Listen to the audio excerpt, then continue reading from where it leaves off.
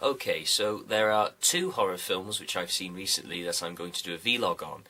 And the first one is a film which I've wanted to see for a very long time because it's so controversial, and that is Antichrist. And it's directed by the, I think, Dutch filmmaker Lars von Trier. Now, if you don't know who Lars von Trier is, he is the self-proclaimed greatest living director on the planet.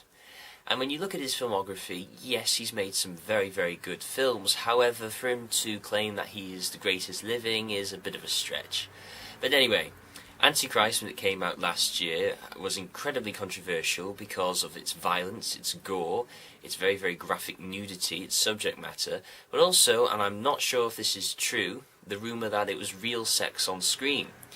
But I've always wanted to see it, so I watched it last night, and it's difficult to describe without giving the plot away. So, if you want to see this film and are afraid of spoilers, don't keep watching. I mean, you may have stopped watching at the 5-second mark of my vlogs, but don't watch anymore if you're interested in seeing Antichrist. The plot itself is essentially Willem Dafoe and his wife, whilst having sex at the start of the movie, their son dies. Their son gets out of his crib. He's about three or 4 years old. He opens his bedroom window and just jumps out. So the couple are stricken with grief and guilt. You know, they feel it's their fault and that they should have been there to stop him. And Willem Dafoe is a psychologist, and his wife is going through the many stages of grief, and he's trying to counsel her with his expertise.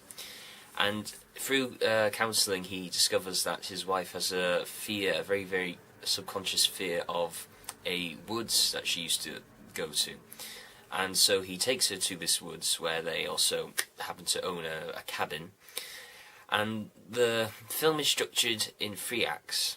The first is grief, and grief is 40 minutes where Willem Dafoe is trying to help his wife get through this terrible, terrible tragedy. You know, he's trying to counsel her, he's trying to be there for her, and then the second chapter is pain. And pain is really where the controversy of the film, you know, starts. When they arrive at the cabin, Willem Dafoe is putting his wife through several stages of therapy. He's trying to cure her step by step, and it's starting to work. However, as the film progresses, it becomes much more violent, much more dark, much more graphic. And I wanted to talk about the gore in it. If you're a fan of gore, then go see Antichrist. I mean, if you loved Hostel, despite the fact that's a terrible film, then you'll love the gore in Antichrist. But at least Antichrist has some semblance of story.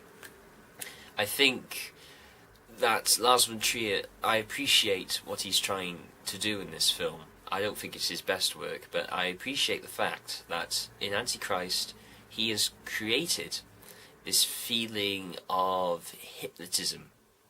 And what I mean by that is, when you watch the movie, or at least when I did, you sort of are suddenly drawn in, and it makes you want to watch it again and again. There's a lot of slow motion shots in the film, which can last for several minutes, and Willem Dafoe is an excellent actor for voiceover, because a lot of these shots have his voice over them, and it's very, very good. I think this sense of hypnotism is difficult to talk about. You really need to see the film to try and get what I'm going on about. I think he's managed to do this through camera work and the score. There's not much music in the film, but what music there is, along with these certain shots, it can be really, really compelling, and it can you can lie back and just take it in and soak it all up. And it's something that could be played on in slow motion at a health spa, you know, something like that. Because a lot of these shots are very beautiful, but they're also very, very relaxing, despite the context of the film. I also think that the setting is a very good one. The way he's staged these camera angles in this shack and this wooded area is very, very good, very, very clever, because the shots do go on, some for more than a minute, which is considered to be a very long time. But unlike with Resident Evil Afterlife, where you have all these incredibly long shots, which killed the pace and made it even more dull, with Antichrist, you have all these shots, but it's just adding to that level of hypnotism. And there is something sexual about that hypnotism. It's very difficult to describe, but a good example would be David Fincher's Seven. Now, if you haven't seen Seven, stop this vlog if you haven't already, and go watch Seven. Seven is a masterpiece. It was really the first film of its kind to bleach all of its colours. So everything is a sort of shade of brown and yellow, and we see that now in loads of films. We see that all the time. But in Seven, it was the first one to do that, and it gives it a very gritty and dark and grainy look, and it's wonderful for the story. With Antichrist, we have that grainy look and a bit of grit, but we've got a mixture of black and white and muted colours. And they work because of the shots, how they're framed. It's very clever, very, very clever. Willem Dafoe's performance is standard. I like Willem Dafoe a lot. I recently watched Animorph, and that was incredibly dull. But yeah, Willem Dafoe is very, very good. You do believe that he's a psychologist, and his voiceover is excellent. I don't know the name of his wife, a British actress, but she was very, very convincing, because the film's really about her and her trauma, and how she tries to deal with her son, and how she blames herself for losing her son. And so she really steals the show in many of the scenes. Now, going back to the rumour of real sex, I have no idea if it was real sex on screen. If it was, I doubt the film would have had the release that it did. It had a limited release, but I think it would have had even more limited one if it was a real porn film. But if it isn't real sex, then it is the most convincing fake sex you'll ever see in the film.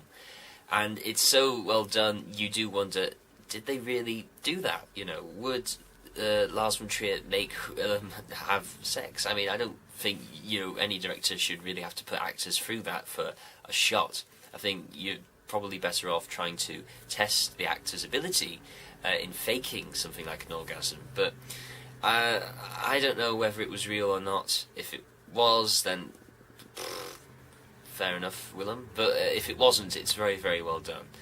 So, Antichrist, it's incredibly violent, but not needlessly so.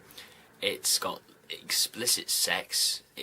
The plot itself isn't very strong, but the way the camera is formed around it, and like I said, this feeling of hypnotism is very, very good. So go see it if you can.